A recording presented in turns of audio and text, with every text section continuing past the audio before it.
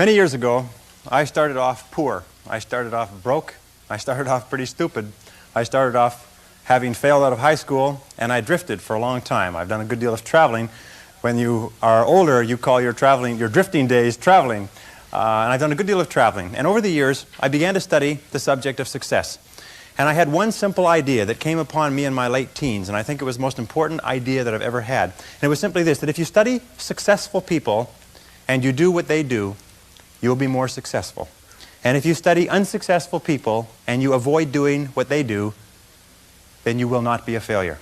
And then one of the things I've found that if you study success, you begin to internalize success principles. And if you practice proven success principles, and if you do what successful men and women have done throughout history, that you will be successful too. And it's such a remarkable discovery, but it has been worth a fortune to me. And what I want to talk to you about tonight is some of the principles that I've discovered in over 20 years of research. I serve as a consultant to over 200 corporations, and I have been a personal consultant to the presidents of $3 billion plus corporations. I have studied successful men and women. I have read biographies and autobiographies. I have looked at the characteristics and principles of them. I've studied philosophy and economics and religion and psychology and metaphysics. And I've come to 10 key qualities. Now, there may be more and there may be less, but I find that each of these 10 qualities that successful men and women have starts with the letter C. And the interesting thing about these qualities is, first of all, with them, success is predictable, and without them, failure is predictable. That if you have these 10 qualities, there's nothing in the world that can stop you from being an outstanding success. And if you lack sometimes even one of these qualities, that can be enough, can be the weak link in the chain that dooms one to a life of underachievement and failure. The second principle that I discovered with regard to these qualities is that they are all habit patterns of mind, and that nobody starts off with them, and that you can learn them, and that you can develop them with practice. And the third thing that I found is that if you will practice these principles until they become habits, until they become automatic for you, then nothing can stop you. So let's talk about these principles. They start with the letter C, each one of them. There's 10 principles. The first principle starts with the letter C. It says clarity. And clarity is the starting point of all success. It means clarity of thinking. It means thinking clearly, and it extends from thinking clearly to a series of other things. With regard to clarity, it means the ability to determine exactly what it is that you want to be, have, or do in life. And the more I study successful men and women, the more I find that every single one of them, the top 5%, are very clear about where it is they're going and what it is they want to accomplish. And when I look at unsuccessful men and women, or men and women who seem to be unhappy and floundering, I find that almost invariably they have a very, very limited sense of direction, sometimes no sense of direction at all. You see, we as human beings are goal-seeking organisms. We only function at our very best when we're working toward accomplishing something that is important to us. And in my estimation, 80 to 90% of all the unhappiness, hostility, violence, psychosomatic illness, alcoholism, drug addiction, and so on in our society is caused by people having no sense of direction. They don't know where they're going. As they say, if you don't know where you're going, any road will take you there. I remember the analogy, the fellow goes up to the edge of the woods and he sticks his rifle into the woods and he closes his eyes and goes blam, blam, blam, blam, blam. Puts his rifle down and turns to his friend and says, boy, I sure hope something good runs into that. Now, if you understand this principle is terribly important. You can be the most talented, the smartest, the best educated person with the most valuable contacts and all the advantages in life, but if you are not focused, it doesn't do you any good at all. I wrote in an article for the Wall Street Journal that if you do not have clear, specific goals for your life, you are doomed forever to work for people who do.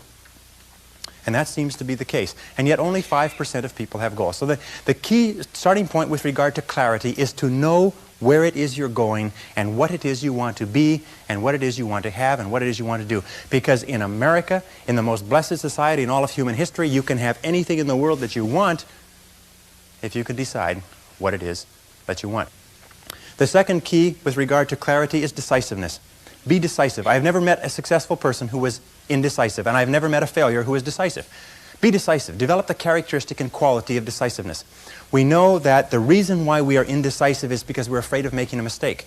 But the terrible thing is that the way that we think becomes a habit, and the habit of indecisiveness can condemn us to failure. We can be talented and intelligent and ambitious, but if we cannot make the hard decisions in our life, and if we cannot make decisions readily, then what happens is we always have to work for people who do make decisions readily. Now, the interesting thing about decisions is that about 80% of decisions should be made the first time they come up. 80% of decisions should be made the first time they come up. And if you make decisions every single time they come up, sooner or later you will develop the habit of decisiveness. You'll be very clear about what it is you want, and it's easy to make decisions if you know what it is you want to accomplish. One of the major reasons why people are indecisive, in my experience, is they have no idea what they want to accomplish. It's almost like they come to the crossroads, but they don't know which direction to go. 80% of all decisions should be made the first time they come up. And I read a management consultant's report on decisions. He said, the thing to do about decisions is to make a decision. And if that doesn't work, make another decision. And if that doesn't work, make another decision. And if that still doesn't work, you're probably in the wrong field anyway. But the interesting thing is that if you make a decision, you gather momentum. And the difference between successes and failures is not that successful people make right decisions. It is that successful people make their decisions right. In other words, once they have made a decision, they make it come out right. Anybody who's ever started a business knows that when you start a business, you start off with a whole bunch of ideas which the market promptly tells you are completely wrong. And you probably lose your shirt or most of it. And you have to revise every single decision that you have. But the desire to survive economically, the threat of losing your shirt, is a great motivation to learn quickly and to make decisions. So make decisions. The third point under clarity is to have a vision for yourself and a vision for your life. The key to having a vision is to have a dream. They say in the song, you've got to have a dream if you want to make a dream come true. And you can fulfill your dreams. All the great movers and shakers throughout all of history have been dreamers. They've been people with dreams. They've been people with visions. All leaders have vision. In the Book of Solomon, it says, where there is no vision, the people perish. And the metaphysical meaning of that is that where people lack vision, they perish inside, because they lose the excitement and the thrill of life. And what most people do, because of negative experiences, because of fear of failure and so on, is if they have a vision at all, they tone it down so it's so small and so safe that it doesn't turn them on. It doesn't excite them, and they wonder why life isn't exciting. A beautiful line I read not long ago said, if the best way to predict the future is to create it, which means to have a vision, and even though the vision is in the air or the sky, then build a foundation under your dreams. And when you see men and women who rise from poverty and obscurity to fame and renown, you invariably see someone who had a vision of what they could be and have and do that was far beyond what they were. Every one of us has had an experience. At one time when we were small, we had a vision of being grown up and having our own cars. And as we grew older, we had a vision of having our own homes and our own families. And as we grew older, we had a vision of traveling and going to Europe. We fulfill all our visions. The wonderful thing is this, is that we always tend to achieve our goals. The problem is that our goals are set so low that even when we do achieve them, they don't turn us on. They don't fill us with enthusiasm. So dream big dreams, if you like, and focus on results, not activities. This is the key. Be clear about the results that you're trying to accomplish. This is one of the keys of peak performance, by the way. All peak performers are result-oriented. All losers or underachievers tend to be activity-oriented. And in activity orientation, what they do is they work very, very hard. Sometimes they work frantically. Sometimes they work longer hours than you do, but they lose sight of the results. Ben Trigo, the strategic thinker, said, the very worst thing in the world is to do very efficiently what need not be done at all.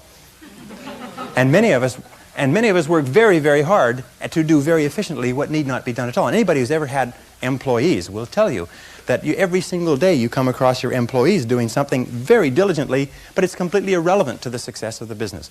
So focus on results. Here's a key question to ask yourself in your working life. I think it's one of the most important key questions. I'll give you two. Number one is, what results are expected of me?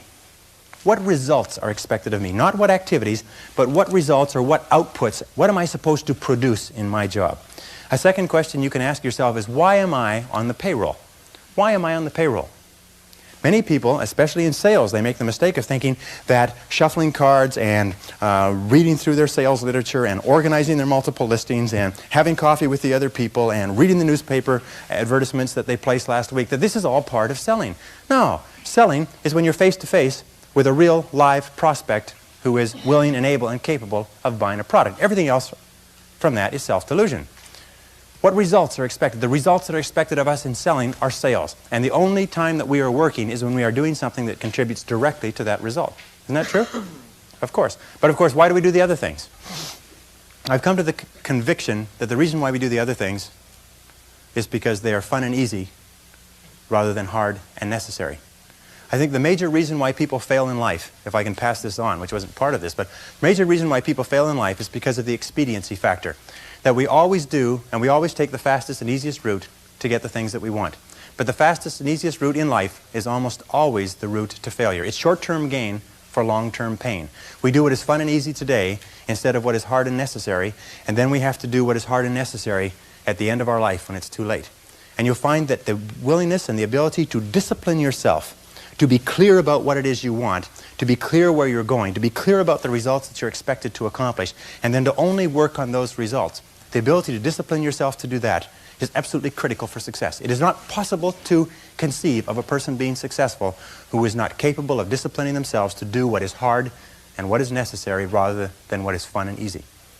And especially when it comes to managing your time, when it comes to looking at what you should do on a day-to-day basis, focus on results, not activities. Now let me give you a method which has helped me. Write out your goals. All goals have to be in writing, by the way. If you don't have your goals in writing, then they're not really goals at all. They're merely wishes. And as they say, a wish is merely a goal without any energy behind it. Have your goals in writing. Write them out very specifically and clearly, and then do this. Every single morning, rewrite your major goals in the first person singular as though they already existed. Rewrite your major goals every single morning. Now, this should take you about 2 to 4 minutes, maybe 5. You can do it all in a paragraph. If, for instance, if your goal is to earn $50,000 a year, every single morning write, I earn $50,000 a year. If your goal is to be excellent in real estate, say, I am an excellent salesperson in my field. If your goal is to weigh a certain number of pounds, if your goal is to enjoy a certain kind of life, write down your major goals in the first person singular as though they already existed today every single morning. And then every single evening, take about 5-10 minutes, instead of watching television, just before you turn on the television, say, wait a second, I've got to review my progress.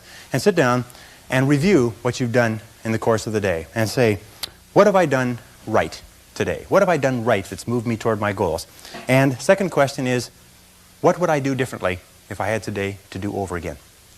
Those 4 steps, by the way, writing and rewriting your goal each morning, reviewing them in the evening, and asking yourself those 2 questions. What did I do right? What did I do that moved me toward my goals today?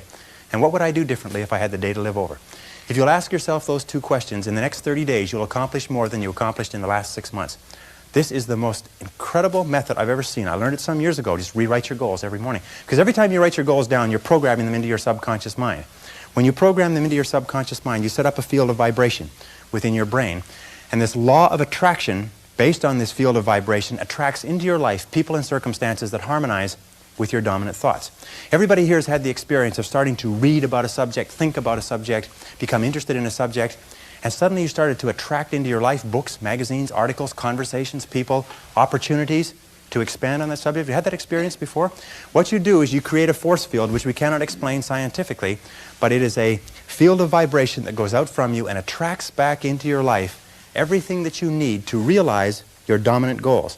And everybody's had the experience of writing down their goals at the beginning of the year and opening up the envelope at the end of the year and finding that 80% of the goals have been accomplished. Have you ever had that experience? Absolutely remarkable, isn't it? The only problem with goals is that we don't set enough of them and we don't set them highly enough. You can have anything you want. Imagine you could have anything that you want, anything that you can hold in your mind on a continuing basis you can have. Anything that you are crystal clear about wanting and are willing to pay the price to get, you can have. So clarity is the key. Be clear about what you want. Be clear about what you have to do to get it. Be clear about your vision. Be clear, speak, walk, talk, and act with clarity. And that's the final point with regard to clarity, is I have seen many men and women who have tripped themselves up by being beaters around the bushers, if you like. They are very careful about whatever they say, and by the time they say it, people have gone home for lunch. And one of the keys to success is to be very straight and to be very clear, be very precise. Interesting, one of the reasons why people do not speak to the point is for fear of offending others. Not true? For fear of offending others. Interesting study they did last year. They asked a great number of executives, male and female. They said, if you had to tell a person something unfortunate with regard to their career that was going to affect their lives, and this is something that you've known for a long time, how would you go about breaking the news to them? And each of the person described the strategy they would take. They would set up the timing right. They would start off with a talk about talking about subjects that they had in common. They would close the door and keep out the noise. And anyways, they went around and around, and they're all circuitous routes of how they would get to the point. And then they reversed the question. They said, how would you like to be informed of this same subject? And every single one of them said, I'd like to be informed in a straightforward way. I'd like somebody to tell me straight the news. You see, all of us want to be dealt with in a straightforward way because we know we can take whatever it is. But we think that everybody else is too fragile. So what we do is we pussyfoot and tippy-toe around and avoid giving them the news, and we finally do get the news to them. It sometimes causes more problems than is necessary. So be straightforward. Be clear in your language. Be clear in your actions. Let people know exactly where you stand, and let people know exactly what you've said and what you mean. Very, very important. And it takes practice, by the way. Every single one of these habit patterns, every single one of these qualities has to be learned by practice. Competence. And this is a discovery that I made a couple of years ago, and it just staggered me because I've been studying success for years. And then there's the book In Search of Excellence, and then there's The Pursuit of Excellence, and then there's Refinding Excellence and Losing Excellence, and all the excellence books. And I sat down and looked at this whole concept of excellence, and I saw something that I hadn't noticed. It's almost like something brought to the surface of your mind. I noticed that every single man or woman that I had studied who had achieved any kind of success in any field whatsoever had done it after they had made a commitment to becoming excellent in that field. And I began to look, and I began to compare, and I began to talk to people, and I speak to thousands of people virtually every month. I found that I never found a single person who was successful who was not excellent at what they did. That competence, the commitment to becoming excellent in your chosen field, is an indispensable prerequisite for success. That if you are not good at what you do, you haven't got a chance in our competitive society unless you win the lottery. That success is predictable. If you commit yourself to becoming excellent, it does a whole lot of other things within your mind, but if you commit yourself to becoming excellent, it changes everything about you. And only the top 5 or 10% are excellent. You've heard the rule, the 80-20 rule, the Pareto principle, that the top 20% of salespeople make 80% of the sales, that the bottom 80% of salespeople make 20% of the sales. Do you know what the difference, the ratio is there? The ratio is the difference between 16 to 1. That the average income of the people in the top 20% is 16 times the average income of the people in the bottom 80%. Now, let me ask you a question. Does it mean the people in the top 20% are 16 times better than the people in the bottom 80%? 16 times more experience? Do they work 16 times the number of hours?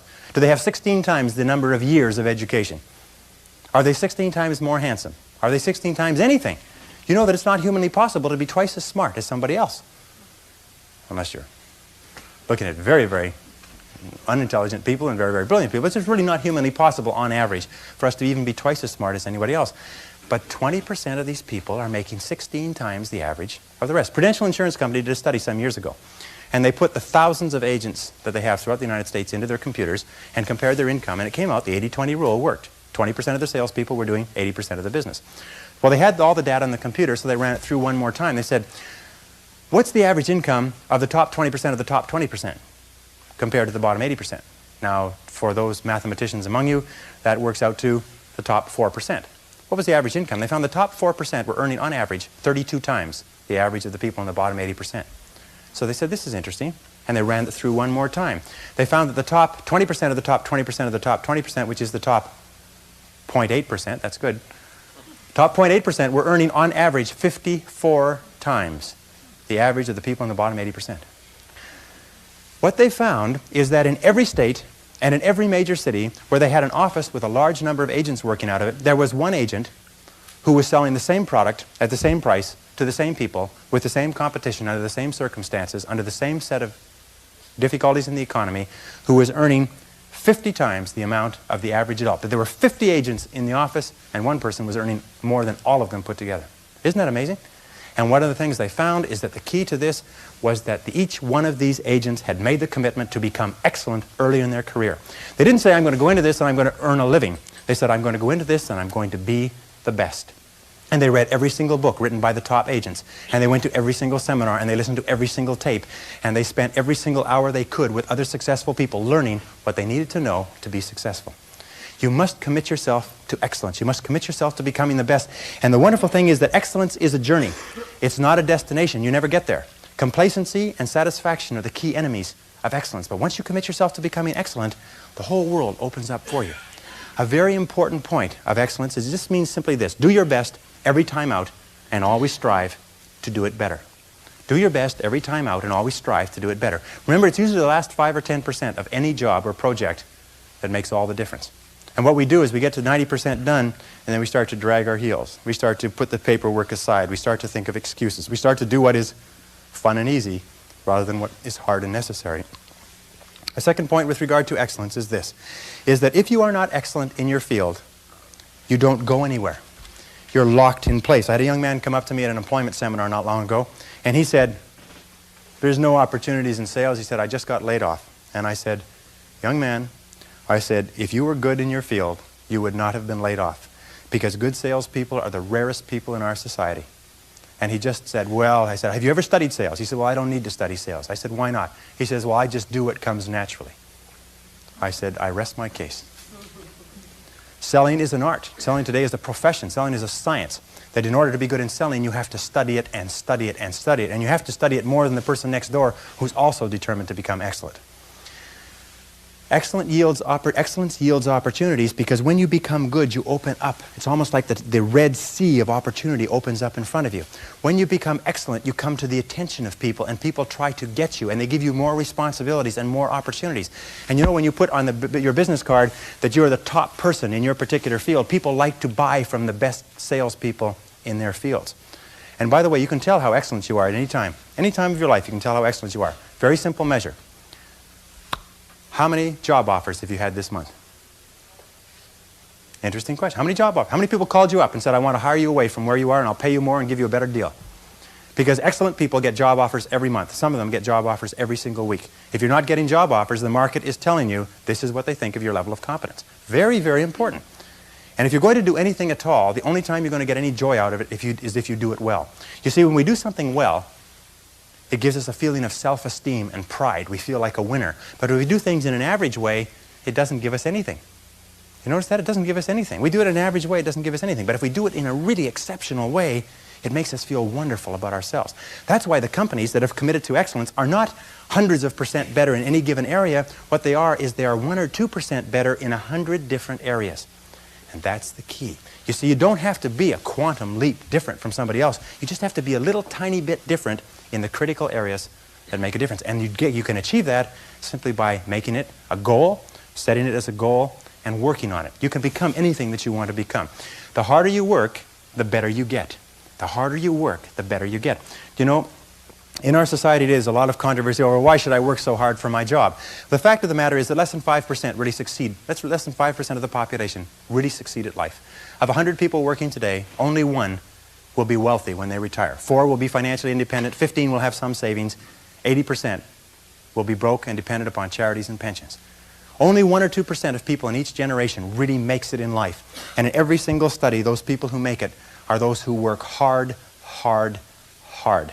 And if you think that it's hard to be successful, try being a failure. Try coming to the end of the trail with no money, dependent upon pensions, and you don't know what hard is until you try living like that. But if you work hard, the average self-made millionaire in America works 12 to 13 hours a day. Works about 60 to 65 hours a week.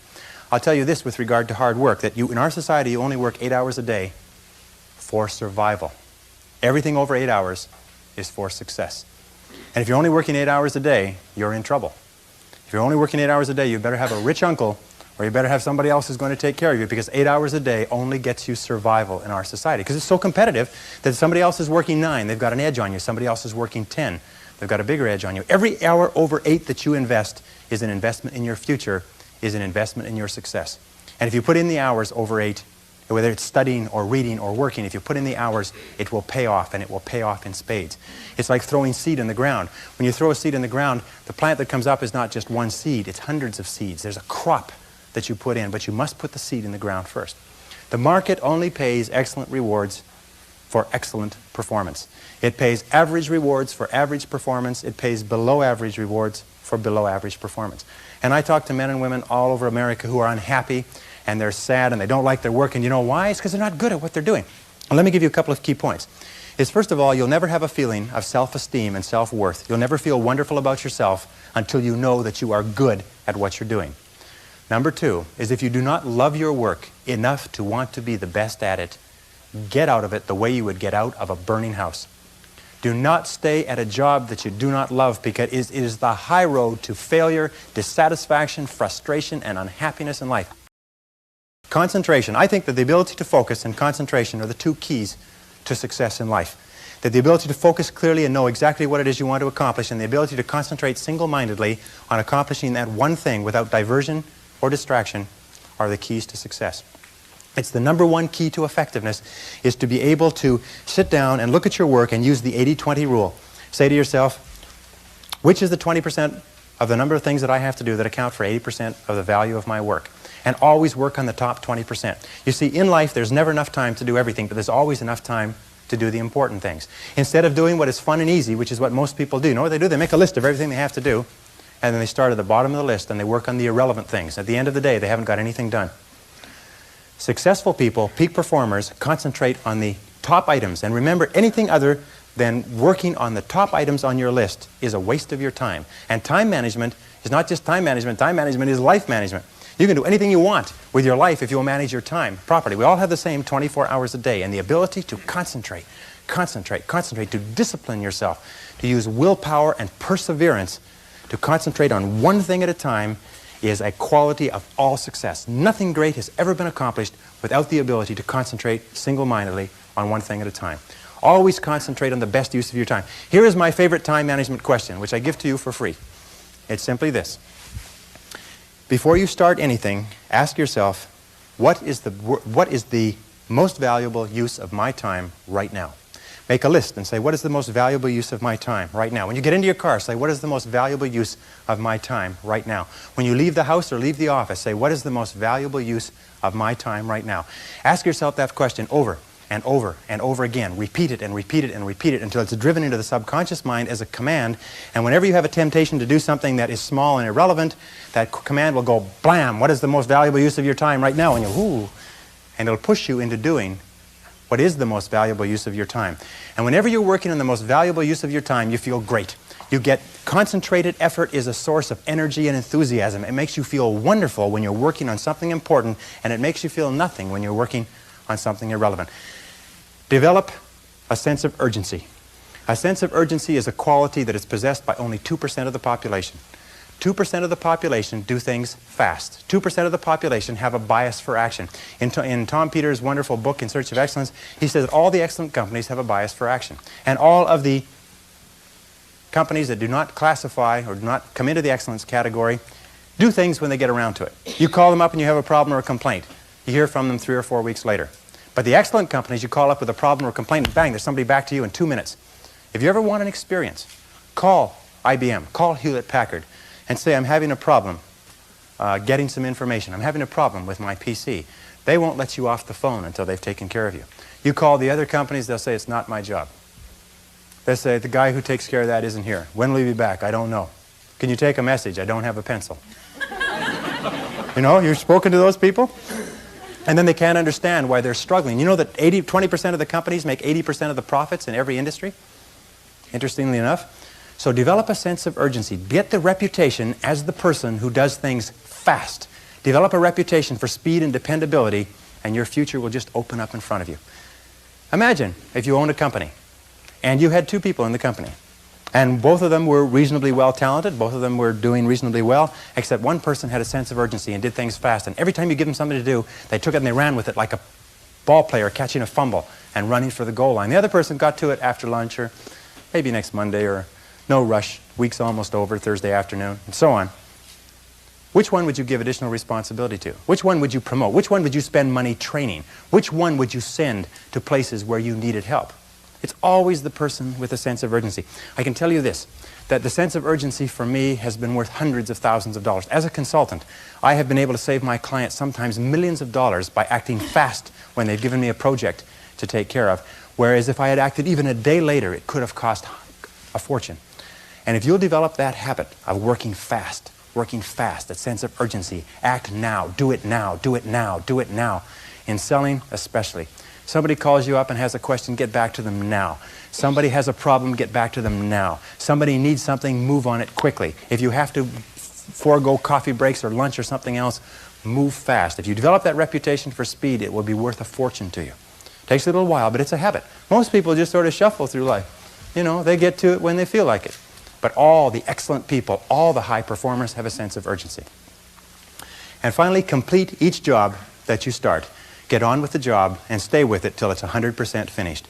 The difficulty that people have in completing their tasks is absolutely amazing. In a study amongst 106 chief executive officers last year, they were asked what qualities out of 26 would be most important in putting a person on the fast track to success in your company. And they agreed almost unanimously on 2 qualities. Number 1, the ability to set priorities, to determine what is relevant and separate it from what is irrelevant. And number 2 is a sense of urgency, the ability to get on with the job and get it finished fast.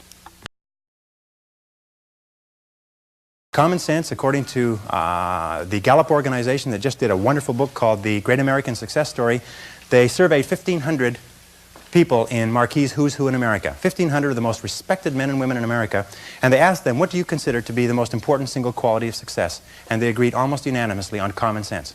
Just common sense. Good common sense. As my friend Charlie Jarvis says, the average person has an enormous amount of common sense because they haven't used any of it yet.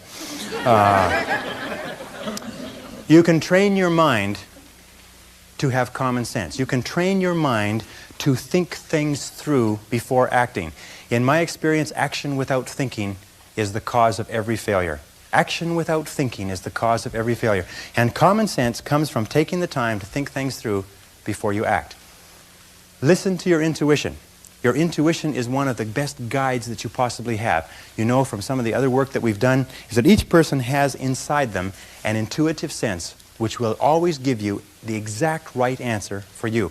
They've done some studies between men and women. When they test women's intuition, you've heard of women's intuition, everybody's heard of women's intuition, they find that when you give men and women tests and they're asked to answer on the basis of their intuition, men's intuition is equally as accurate as women's intuition. The only difference is that in real life, women have the intelligence to listen to their intuition, which is why they're smarter than men. And men do not listen to their intuition. Instead, they override their intuition because they're trying to get something they want the fastest and easiest way, even if their gut feeling says don't do it. Has anybody here ever gone against their intuition and had it work out? No. Your intuition will always give you the most accurate answer for you. It's almost like an inbuilt computer that will take all of your life experience and knowledge and everything going on around you and give you exactly the right answer. So listen to your intuition.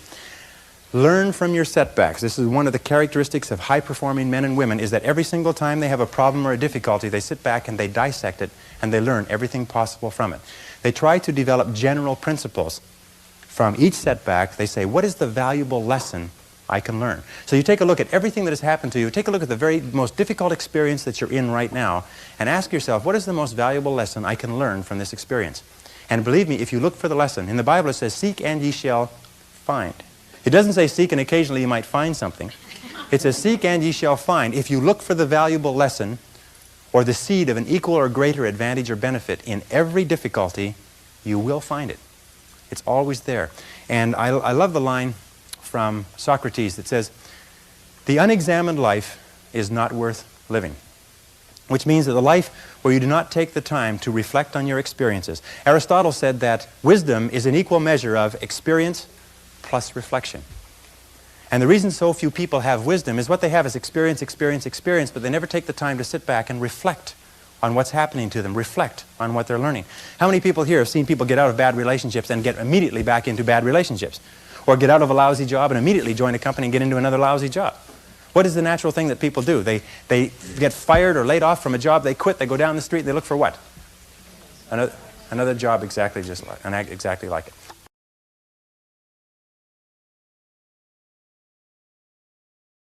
Tap your creative potential. Accept the fact that every single human being is a genius, and all successful men and women are creative. They're creative in that they respond to their world differently. They ask questions. They're flexible. They're curious. You know what? The hallmark of creativity is curiosity. The hallmark of ignorance and stupidity is the cessation or stopping from asking questions. And I've worked with some of the brightest men and women in this nation, and I find that the smartest people of all, the ones that have the greatest education and the most experience, are the ones who ask the most questions. They ask questions almost as if they were children, but they never stop asking questions. They're very open and flexible, and they have the ability, once they learn a new piece of information, to drop what they're doing if the new information contradicts it and do something else. Do you know what most people do? Most people keep on doing what they're doing until they run into a wall. As they say, the more you do of what you're doing, the more you'll get of what you've got. Someone pointed out to me not long ago, and I think it's very true, is that all changes in our life come with the input of new information. that if we do not have new information, we keep on doing the same thing forever as the result of inertia. And creative people are always looking for faster, better, easier, cheaper, newer ways to do things. Remember, 80% of everything that we are doing today in our general business will be different 5 years from now. 80% of the products that we use, the food that we eat, the cars we drive, the music we listen to, the movies we go to, even the streets we drive on, 80% of everything will be new in 5 years. That's how rapidly things are changing. According to the research, all you need is an idea that's 10% new to start a fortune. An idea that's 10% new. As a matter of fact, an idea that's more than 10% new is probably too new for the average consumer to accept it. An idea that's 10% new. Interesting point. The single greatest source of self-made millionaires in America. Do you know what industry it is? Can you guess? You wouldn't believe it. Dry cleaning. Dry cleaning shops is the greatest single source, one industry that's contributed more self-made millionaires than any other industry. Dry cleaning shops. Now the key to this, if you want to become wealthy, if you want to be, I'm going to tell you something, that if you want to be wealthy in life, if you wish to become very wealthy, if you wish to become even a millionaire, you can do it if you're willing to pay the price. But most people become millionaires by offering a good or service that people use all the time, and they offer it just a little bit better. They do it just a little bit faster. They put a little bit more grace or finesse into what they're doing. They handle it, they wrap it, they are more polite. The restaurant that has people coming back to it may have food that's only 5% different, but it's the way the people handle it that's so different. You can do anything you want in life. All you have to do is find an idea that's 10% new. And you'll find it if you flood your mind, read magazines, read books, ask questions, ask why people are doing things the way they're doing. I was talking to a man not long ago who made $1 million in Chicago, and he made it laying bricks. And he never laid bricks in his life. But he went to a union bricklaying job, a large building downtown, and he asked them why they were laying bricks like that and why half the men were sitting around. They said, well, that's the way we always lay bricks. He said, well, how come all the men are sitting around? He said, well, because they have to lay the corners first, and then the men fill the bricks in between. He said, why can't they lay the corners and the walls at the same time? He said, we just don't do it that way. So he sat down, knew nothing about construction. He sat down, he came up with a system that enables you to build the center of the wall and the corners simultaneously. And then he bid on construction jobs.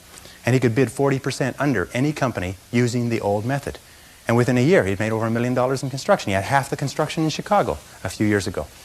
And he didn't know anything about it. Look for ideas. Keep your mind open and flexible. Ask questions. Remember, one new idea is all you need to start a fortune. And within every single person here, you have 4 ideas, an average of 4 ideas per year, driving to and from work, any one of which will make you a fortune. Any one of which will make you wealthy. How many times, I can prove it to you. Want me to prove it to you? How many times have you been going about your daily business and you see the need for a product or service? And you say, now I wonder why somebody doesn't produce that. And about 2 or 3 years, then you say, well, it can't be any good. I thought of it after all. Like Groucho Marx, when he resigned from a club once, he said, I wouldn't be a member of a club that would have, I wouldn't stay in a club that would have me for a member. Have people like me for a member. So we get those ideas and we say, well, it can't be any good because I thought of it. And then 2 or 3 years later, a company comes out with that idea, or some company comes and makes $1 million at it, and you say, I thought of that idea 2 or 3 years ago. Every single person here has had that experience. What you have to do is trust your ideas. Trust your ideas. If you decide that you're going to earn a certain amount of money, that you're going to achieve a certain level of wealth, that you're going to achieve a certain life estate, and you program that into your subconscious mind, and you then turn it over to your intuition, you will get the ideas, the insights, the inspirations necessary to achieve your goals. And that's the only difference between very wealthy, successful people and the average person, is that they simply follow their intuition. They're not smarter, they're not different, they're not more educated, they're not more talented, they just follow that inner guide. Consideration is based on the fact that the quality of your relationships with other people, more than anything else, will determine your success in life. How well you get along with other human beings, your quality of interaction will determine your happiness, your success, your achievements, your wealth, and anything else. Charles Schwab, the founder of U.S. Steel, said that I will pay more for the ability to get along with others than for any other skill in America. And that's very, very true. Develop the people skills that you need to be successful. Take courses in communications. Take courses in effective listening. Take courses in public speaking. You know, one of the most important parts of communicating and getting along well with others is the size of your vocabulary. You've probably heard that before. The size of your vocabulary, your ability to express yourself orally, your ability to stand on your feet, your ability to write effectively and get your point across to others will have a tremendous impact on your life. Because you cannot imagine a successful person who cannot communicate effectively with other people. And you can develop the capacity to be an excellent communicator. If you were to learn one new word a day, if you were to make an effort by carrying a dictionary around, I have taught myself French, Spanish, German, and smatterings of about 10 other languages. And the way I taught myself that was I learned the basic vocabulary, I studied it, learned the basic vocabulary, and I carried a dictionary around with me. And every time I saw a word I didn't know, I looked it up in the dictionary.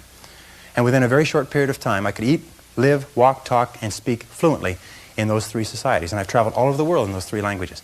Sometimes I get in a position where I'm talking to a person in French and a person in German and a person in Spanish, and my mind goes, and I end up babbling. But nonetheless, you can learn it just simply by looking up the word. If you looked up one word a day, which would be 365 words a year, within 5 years, you'd be one of the best educated people in history. Because every word that you learned would introduce you to about 10 more. It sort of opened the door to about 10 more. The average child learns almost 5,000 words in the first 5 years of life. The average adult learns less than 5 words a year. And yet words are the tools with which we think. That the more words we have, the better is our thinking. Just like the more tools a craftsman has, the better is what he creates. The more words we have, the better is the world that we create. So communications is important. The most important part about consideration is to practice the golden rule. I think that the golden rule, which is based on the law of sowing and reaping, whatsoever that you would have men do unto you, do you so unto them. You get out of life exactly what you put in. What you sow in your relationships, you reap in your relationships. The golden rule is the key to consideration.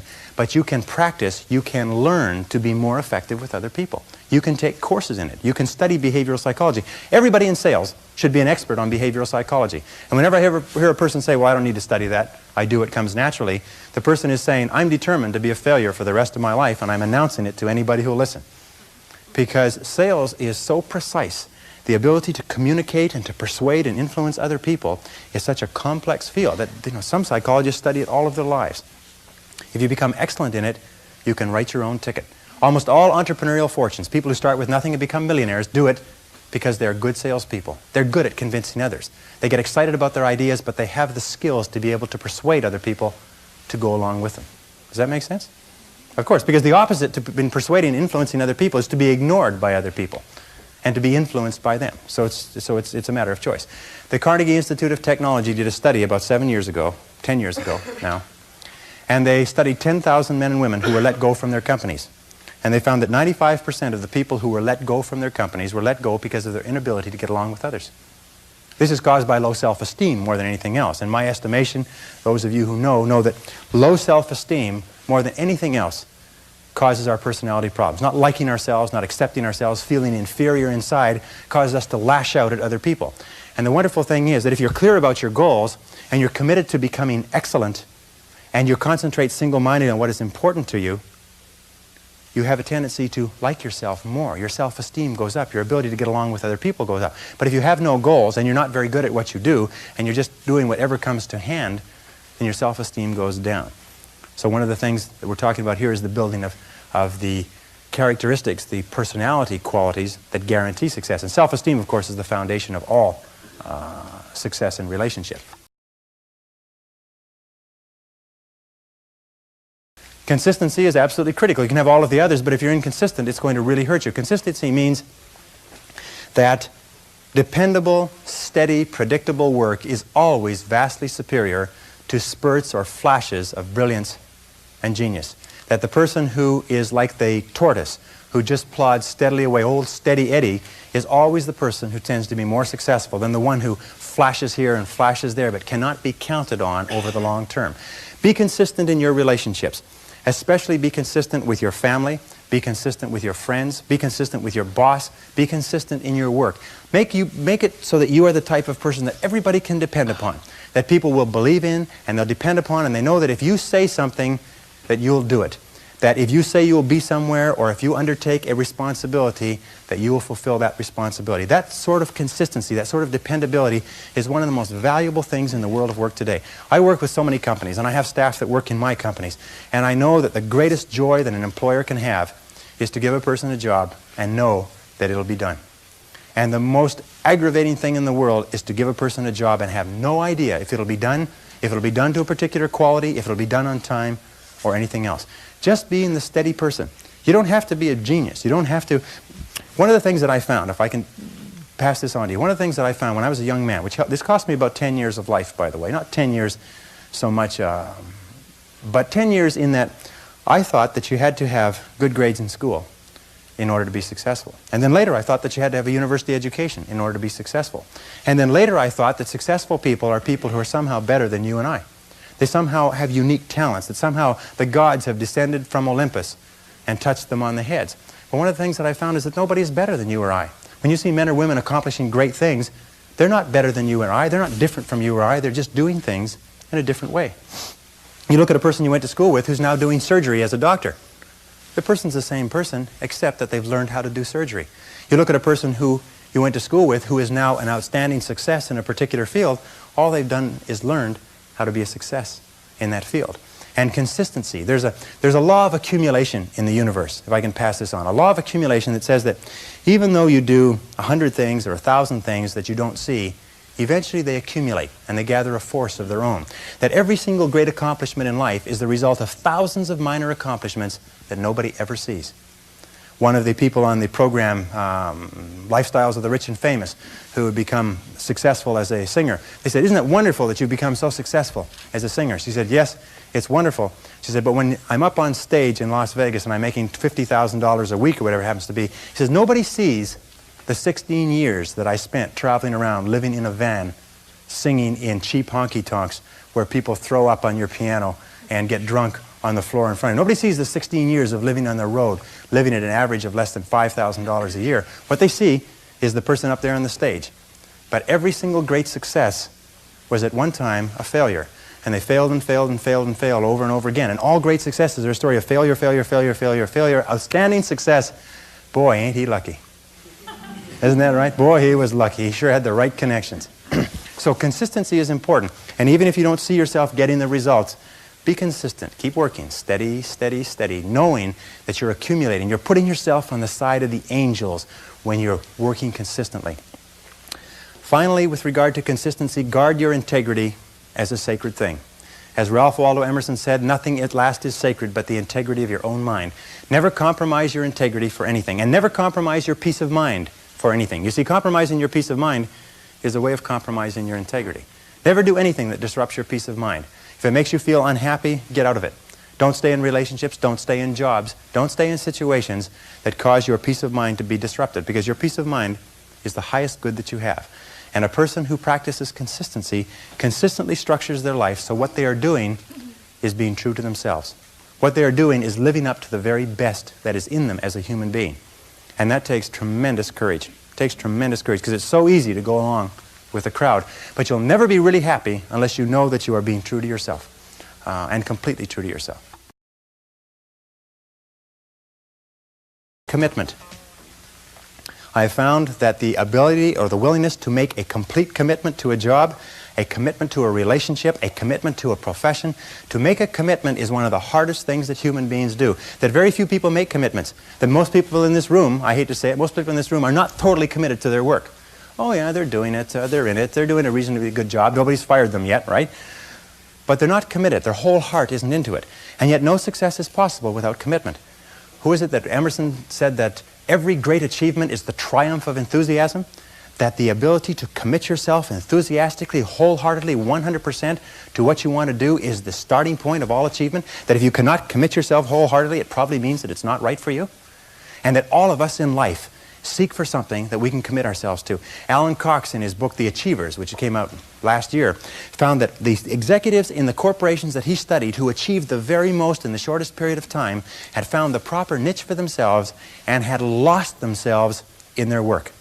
Dr. Shirley Blotnick's study of self-made millionaires, 83 out of 1,500 people became self-made millionaires over 20 years. He found that the one quality that they all had in common was that they picked work that they loved, they specialized in that work, they became very good in it, and they eventually became paid very well for it, and then they held on to the money. I throw that last one in because I know a lot of you can relate to that. They held on to the money. They didn't gamble or speculate. They were very conservative with their money. They got paid more and more, and they held on to it. One of them started off cleaning toilets on the night shift for an airline. And today he's the president of the airline and makes $1,950,000 a year. Now, he's been with the airline for 35 years, but it's not difficult to become a millionaire when you're making $1,950,000 a year. Even with taxes, you can still do pretty well.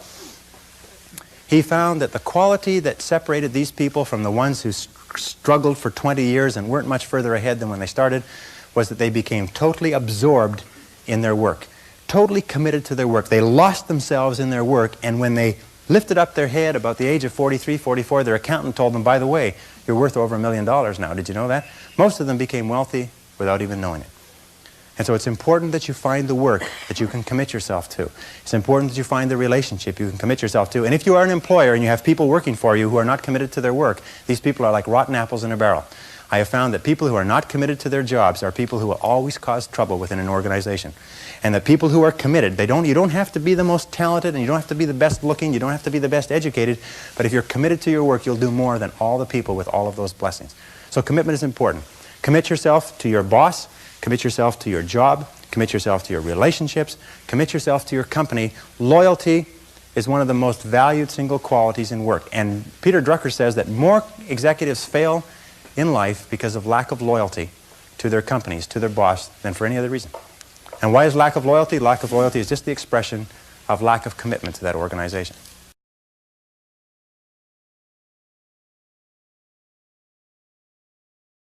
Courage means that you have the ability, you have the willingness to confront your fears. Because what I've found over the years is that brave people, courageous people, are not people who are not afraid.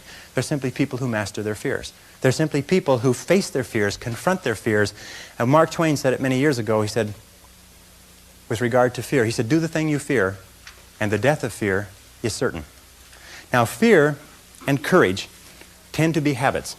That if you are afraid and you give in to the fear and you back away, it becomes a habit to back away whenever you're afraid or unsure. If you're afraid and you force yourself to confront the fear, it becomes a habit to confront the fear whenever you find something that you're afraid of. And you'll find that most fears disappear when you confront them. That most fears, fears of failure, fears of rejection, fears of loss, fears of pain, fears of limitation, fears of the loss of a relationship, fears of ill health, most of these fears disappear when you confront them head on. It's almost like as you push them, they just turn into smoke and disappear. Dare to go forward in your life. Dare to go forward in the direction of fulfilling your potential. When I was, many years ago, I was a karate student. I was also a karate instructor, and I competed in 3 international championships. And one of the things that I learned from my best karate instructors, and I studied under 6 world champions, is they told me that when you fight, always move forward. Even if you're only moving forward half an inch at a time, just always move forward. He said, when you're moving forward, 100% of your attention is forward. But if you're moving backward, even a half an inch at a time, half of your attention is always behind you and where you're going. So always move forward. Always dare to go forward. Whenever you have a choice of either staying still and playing it safe or moving forward, move forward. Not because you'll necessarily succeed every time, because it reinforces and cements the habit of moving forward. And most people, when they have a choice of moving forward or playing it safe, play it safe. But I think General Douglas MacArthur said, there's no security in life, only opportunity. Life is very perverse in a way, because the more we seek security, the less we have it. And the more we seek opportunity, the more we have security. Helen Keller said this beautifully. She said, life is either a daring adventure or nothing at all. That the tendency, she said in the earlier parts of this statement, she said the tendency to seek security is the low road to failure. That courage is absolutely essential. And one of the things that I used to think that if you were really courageous, eventually you got to the point where you weren't afraid. I'm going to tell you something, that if you're not a little bit afraid, at least 3 or 4 nights a week, you're not trying hard enough. If you're not falling on your face over and over again, if you're not trembling when you go to sleep with your heart pounding, then what is happening is you're not trying hard enough. You're living too far within your potential. That all really successful people live on the outside edge of what they're capable of. And it's always a little bit scary on the outside edge, because we all have feelings of uncertainty. We all have fears. We all have doubts that hold us back. But the brave person is simply the person who moves forward and keeps taking the chance. And you cannot imagine a successful person without courage. You cannot imagine a successful person without the courage to face and confront their fears and to move forward. In my experience, the fear of failure is the greatest single reason for failure in adult life. The fear of failure, the fear of making a mistake, of losing our money, our time, our effort, is what paralyzes us and holds us back. But the fear of failure is a habit which can be counteracted by the habit of courage. And if we don't overcome that fear of failure, then we'll just be like the 80–90% that do not fulfill their potential. See, the wonderful thing is only a few percentage of people fulfill their potential in any generation. And we can join those people simply by deciding to do so and doing what the other people do. It's as simple as that. If we decide to become an engineer, what do you study? You study engineering. If you want to become a better cook, what do? You study cooking. Do you try to do it all by yourself? No, you get cookbooks, you take classes, and so on and so forth. If you want to be successful, if you want to fulfill your potential, study the men and women who are fulfilling their potential and just do what they do. And finally, with regard to courage, the great expression of courage is to persist in the face of adversity. To persist when things really get rough. To be able to pick yourself up and pick yourself up over and over again. And believe me, if you decide to go for the goal in your life, you're going to get knocked down over and over and over and over again. Every single week you're going to have heartaches and disappointments and frustrations and setbacks and obstacles. But without those obstacles, no success is possible. You see, the only way we can be successful is if we develop momentum. And we cannot develop the momentum unless we are struggling with obstacles. And struggle with adversity goes hand in hand with all great success.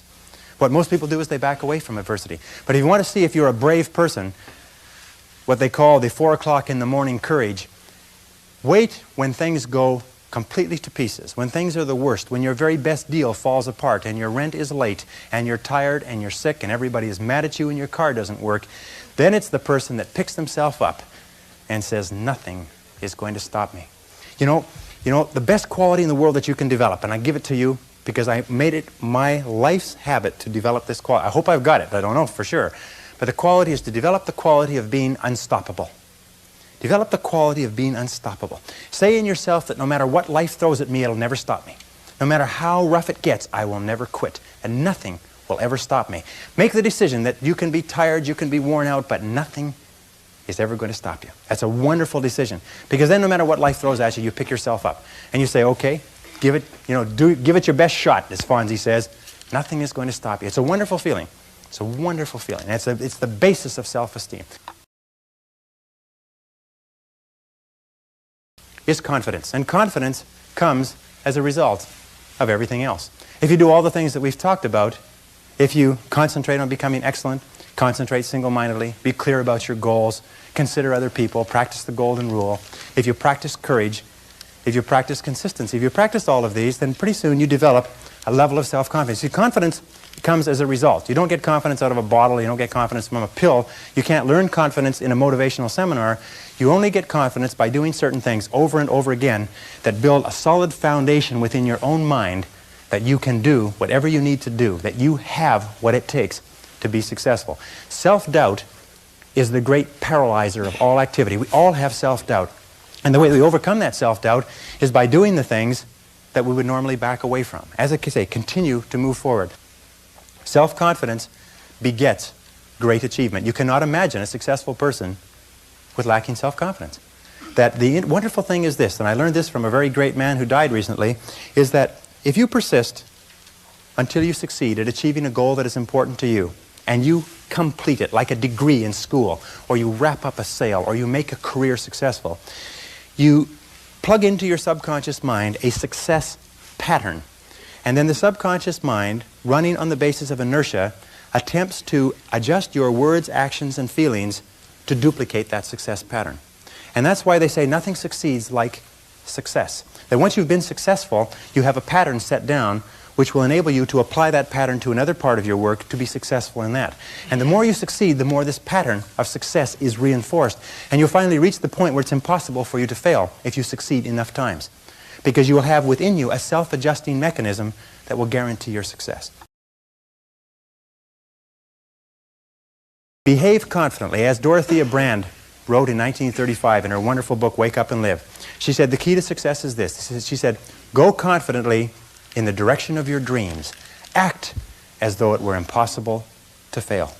Go confidently in the direction of your dreams and act as though it were impossible to fail. And this brings us to the most important part, if I can just summarize in 1 minute. It is this, is that your true beliefs are only and always expressed in your actions.